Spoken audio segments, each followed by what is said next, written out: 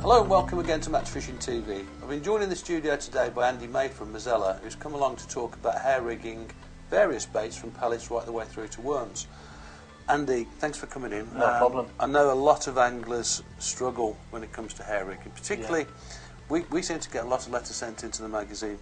Anglers saying we start off okay when the match is just getting underway, then my hands get slimed up and messed up, and I have all sorts of problems getting pellets onto the hair or onto the band. I know you've been working with a new product recently that's going to take away all that problem. So yeah, it's fantastic. It's called the bait tool. Right. Basically, you can just put it onto the band, and you can see. I'll just explain for you there. It just expands out to different sizes. It's so easy to actually hair rig the pellets. I'll show you. Basically, just putting the band over the tip of the bait tool, and then by pressing it slightly, you can expand the band out. And then just get one of these pellets here. This is an 8mm pellet. We'll just put that in the actual band, and then just close the device onto it, and just slip it out, and that's it. That's hair rig for you. It's so easy when, say, as you're saying, your hands are slimy or can be a bit cold or something like that, or you've got quite big hands, and it's such a brilliant device. It really is.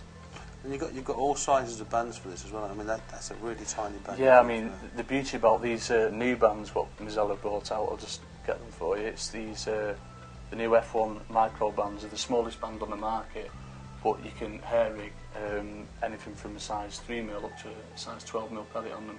Right. Absolutely fantastic they are, and for a lot of the fishing what we do up north, where it's a little bit harder and the fish is smaller, for the F1s where you're banding these smaller pellets, the 4mm, absolutely unbelievable. Yeah.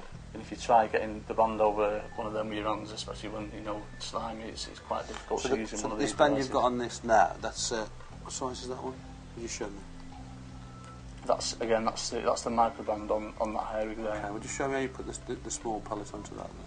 Basically, exactly the same way, just putting the device into the band, put it under the tip, just putting it over the pellet, expanding it slightly. You don't need to expand it too far because it's only a small pellet. Just getting one of the tiny pellets and just put it into the band, let the device close down to the pellet, and then just basically just slip it off.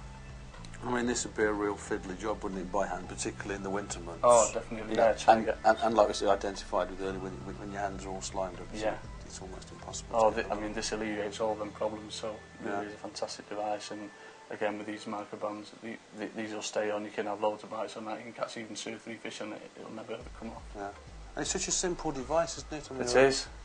Whoever came up with this, it's.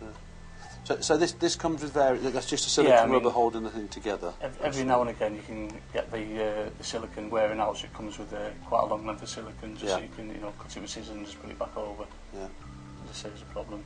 Or even float rubbers, anything like that, stick float rubbers. They'll do exactly the same thing. What about different baits? So obviously it's perfect for pellets in the first instance. Perfect for pellet, yes. But also with the new bread what Mosella brought out, we can actually hair rig that as well. Just show you some here. And if you just get the device,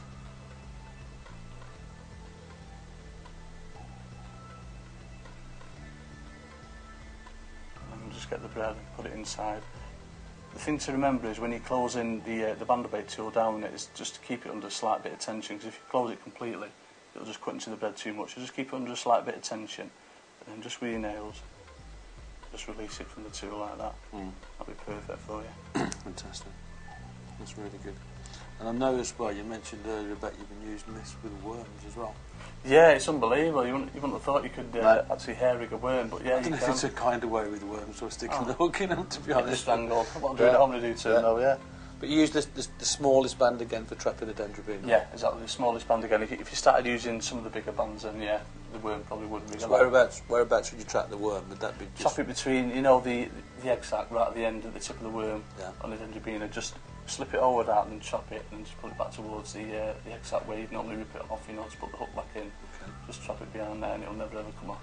Other baits, I assume it works well with sweet corn? Sweet corn works well with, meat, you can work with meat. Basically any bait that can go on a band, it will go on. It's so versatile, it really is. So you've got bands in various diameters. What sizes do they come in? They come in the small micro band size, which is 2mm, right the way up to the 8mm bands.